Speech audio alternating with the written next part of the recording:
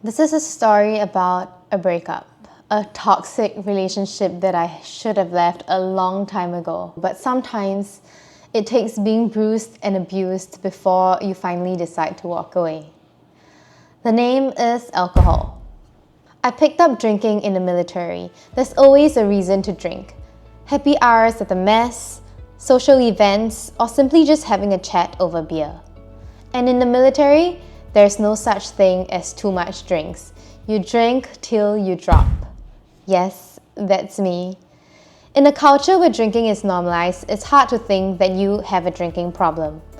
I mean, wouldn't that mean that everyone has a drinking problem? So up until 27th of June 2023, I truthfully did not think that I had a drinking problem, although it was probably clear as day to the people around me.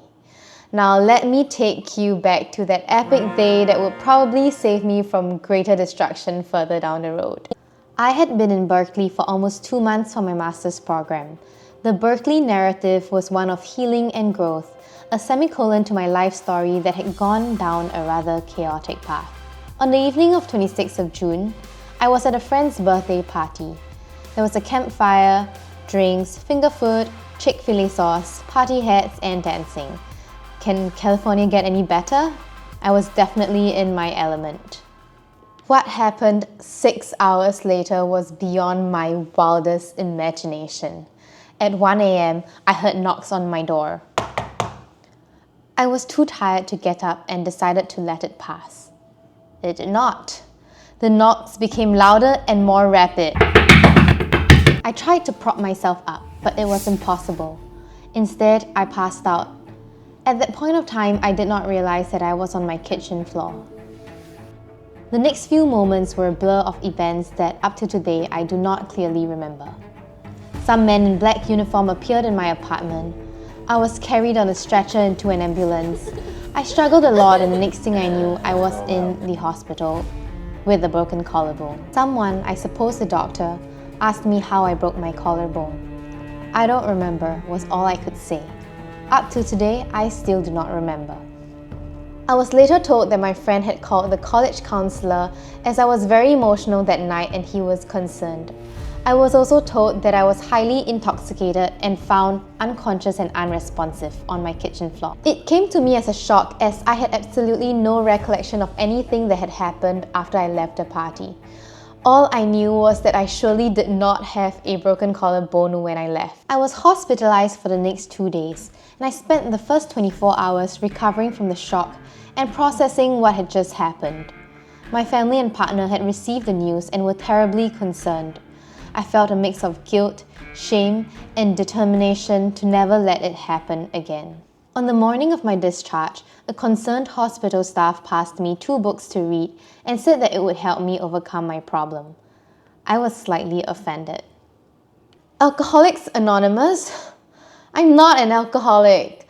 I've never had a desperate need to consume alcohol or withdrawal symptoms like the alcoholics do in the movies. Nonetheless, I decided to flip open the book since I had nothing better to do anyway. In the prologue of Living Sober, the author starts off by telling the reader that they probably think this book is not for them, as they are not like the alcoholics that they hear about in Alcoholics Anonymous. I felt immediately called out. The author then goes on to say that you have an alcohol problem if you are always finding reasons to drink. I read that line over and over again and thought about all the reasons I would give to drink.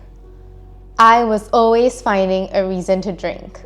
A long day at work, something to celebrate, something to cry about, and I never knew how to stop once I started. The author then talks about the problems that drinking could cause, including harming your body, your relationships, and your future. As I was sitting in a hospital ward with a broken collarbone, having to take time off classes and making my loved ones extremely worried, that was the moment that I gained self-awareness about my drinking problem. Over the past few years, I have gradually been giving away my power to this inanimate and emotionless thing. And it has cost me so much.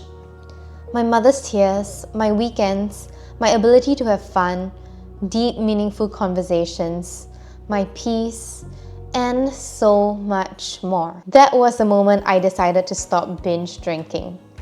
Addiction, be it to alcohol, smoking, gambling, or even TikTok, is a very common problem and it can happen to anyone, even the best of us. The first step to recovery is self-awareness. Thanks for watching, and if you'd like to journey with me, please hit subscribe and I'll see you again.